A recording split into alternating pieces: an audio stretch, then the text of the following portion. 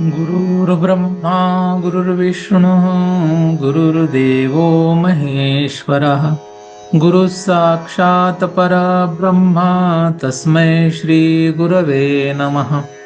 वसुदेवसुतं देवं कंसचाणूरमर्दनं देवकी परमानन्दं कृष्णं वन्दे जगद्गुरुं। हरि ओम तत्सत्। हरि ओम तत्सत्। हरि ओम तत्सत्। सद्गुरुनाथ भगवान की जय। चैतन्य आश्रम आळंदी देवाची, पुणे महाराष्ट्र भारत। संस्थापक ब्रह्मीभूत सद्गुरु श्री अनाप महाराज, इनकी असीम कृपा से श्री विद्यारण्य स्वामी एवं श्री भारती तीर्थ मुनि इनके द्वारा रचित पंचदशी इस ग्रंथ का हम लोग अभ्यास कर रहे हैं। इस अभ्यास में आप सभी लोगों का पुनः स्वागत है। तत्व विवेक नामक प्रकरण में हम लोगों ने पहले श्लोक क्रमांक 1 से 4 तक पढ़ाई की है। आज हम लोग श्लोक क्रमांक 5 इसकी पढ़ाई करेंगे।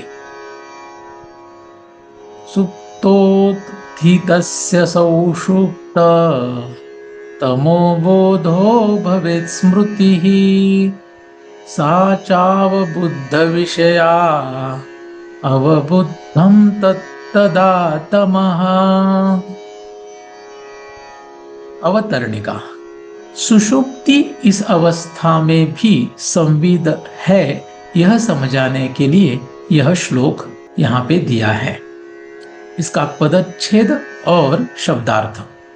सुप्त उत्थितस्य, नींद से उठे हुए का। यहां पर षष्ठी विभक्ति है। सौषुप्त तमो बोधः, सुषुप्ति में तम का जो बोध भवेत् होगी, स्मृति ही स्मृति, सा वह, च और अवबुद्ध विषया पहले जाना हुआ विषय, अवबुद्धम जाना, तत् इसलिए, तदा उस समय, तम तम।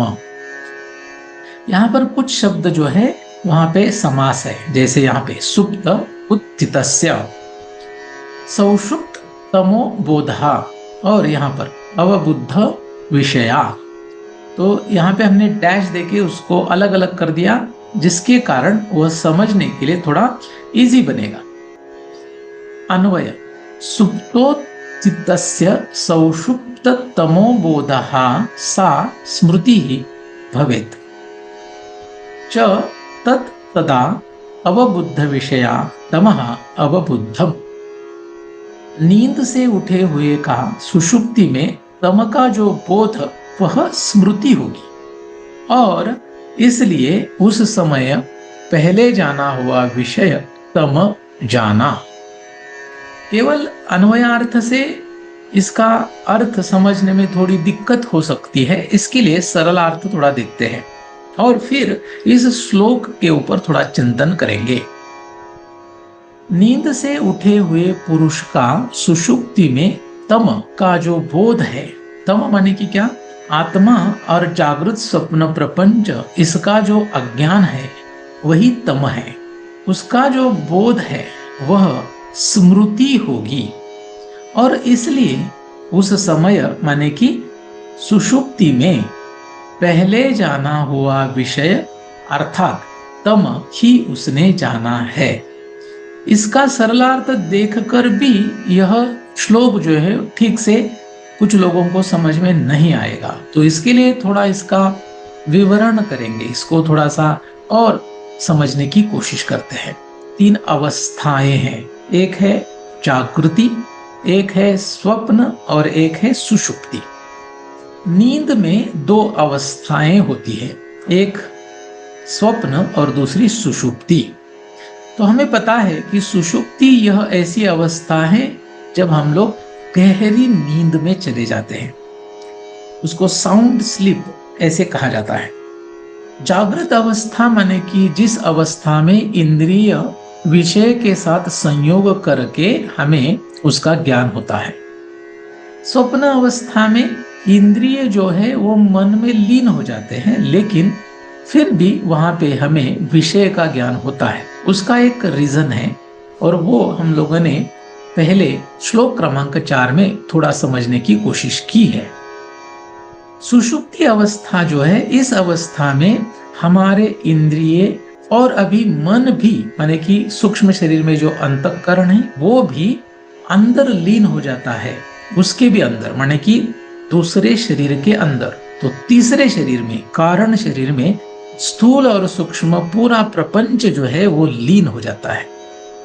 तो ऐसी जो अवस्था है वह सुषुप्ति है।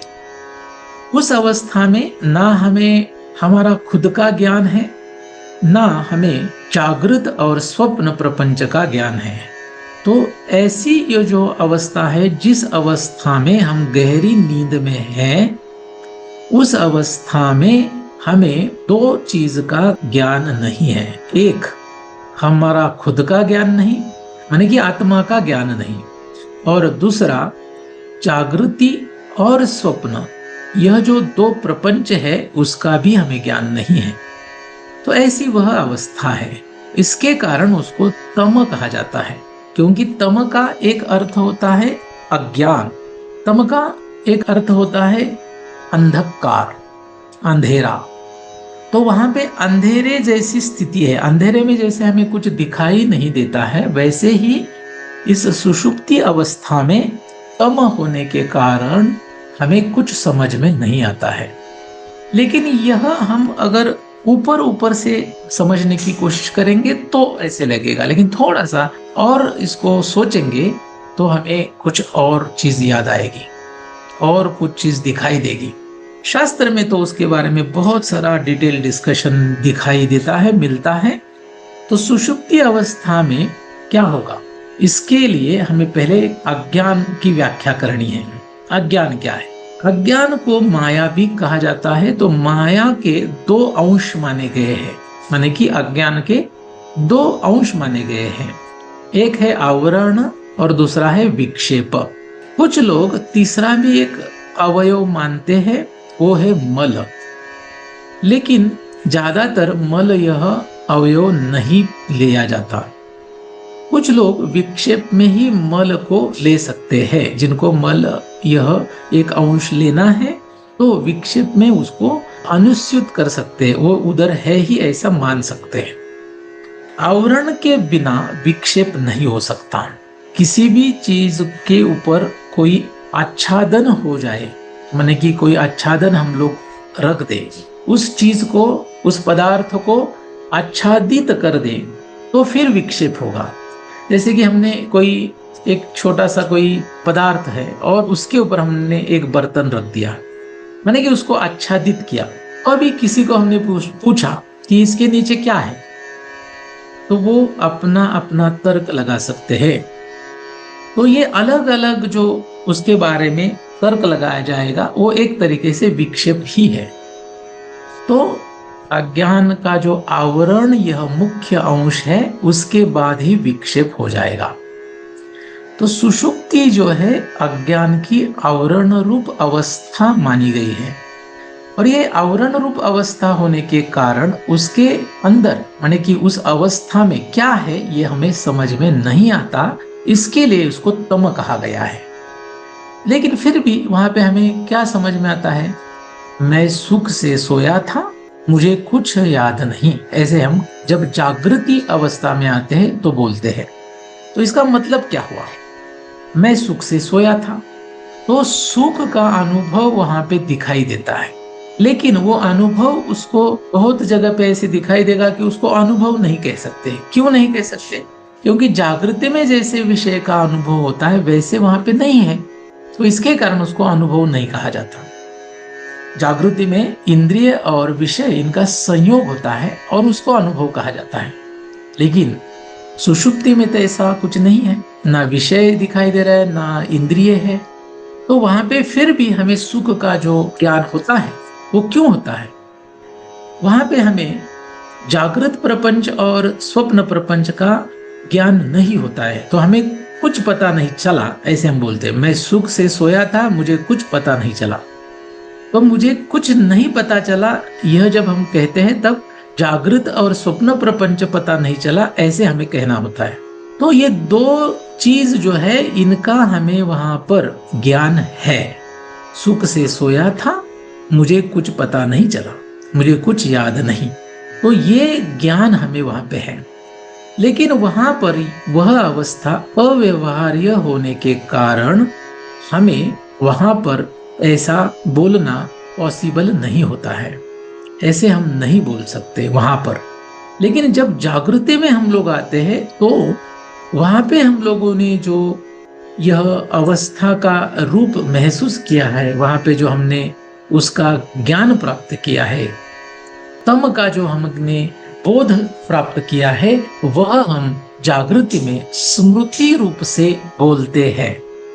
तो सुषुप्ति का जो तम का ज्ञान है, यानी कि तम का जो बोध है, वह हम जागृति में स्मृति के रूप में बोलते हैं, माने कि उसका स्मरण करके बोलते हैं। तो इस तरीके से आप देख सकते हो कि सुषुप्ति अवस्था में भी संविद है। संविद का अर्थ होता है ज्ञान। तो उस तम का हमें ज्ञान है, तम का हमें बोध है, और वह बोध हम उस अवस्था में नहीं लेकिन जागृति अवस्था में बोलते हैं, और इसके कारण वह स्मृति हो गई, वह स्मरण हो गया। तो सुषुप्ति यह जो अवस्था है वो अज्ञान की आवरण रूप अवस्था है, और एक बार वहां पर आवरण आ गया तो फिर उसका विक्षेप भी होगा।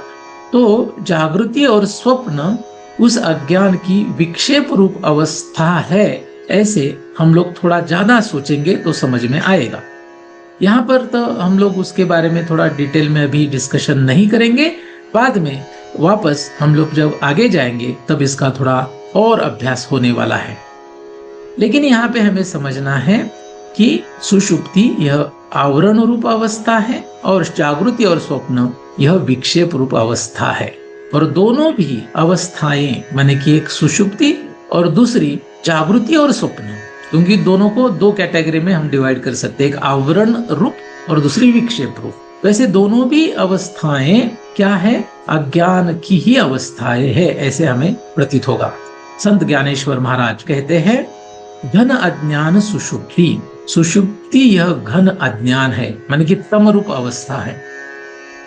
और जागृति और स्वप्न के बारे में वो कहते हैं, हाँ फल भावत्येचा, उस अवस्था का ये फल है, माने कि वह विक्षेप रूप अवस्था है। कौन? जागृति और स्वप्न। घन अज्ञान सुषुप्ति, हाँ बीज भाव भन्ति एर स्वप्न आन जागृति, हाँ फल भाव त्येचा। तो इस तरीके से महाराज ने भी ऐसे इन तीनों अवस्था के बारे में कहा है, जो कि यहाँ पे भी हम लोगों को दिखाई देता है, ऐसा यहीं पे प्रतीत होता है। तो 5वें श्लोक तक हम लोगों ने यहाँ पे देखा कि जागृति अवस्था में, स्वप्न अवस्था में और सुषुप्ति अवस्था में, इन तीनों अवस्था में जो संविद है वह भिन्न नहीं, एक ही है। तो आज के लिए बस इतना ही। कुंडलीक वरदा हरि विठ्ठल श्री ज्ञानदेव तुकाराम पंढरीनाथ भगवान की जय। माऊली ज्ञानेश्वर महाराज की जय। जगत गुरु तुकाराम महाराज की जय। सद्गुरुनाथ भगवान की जय।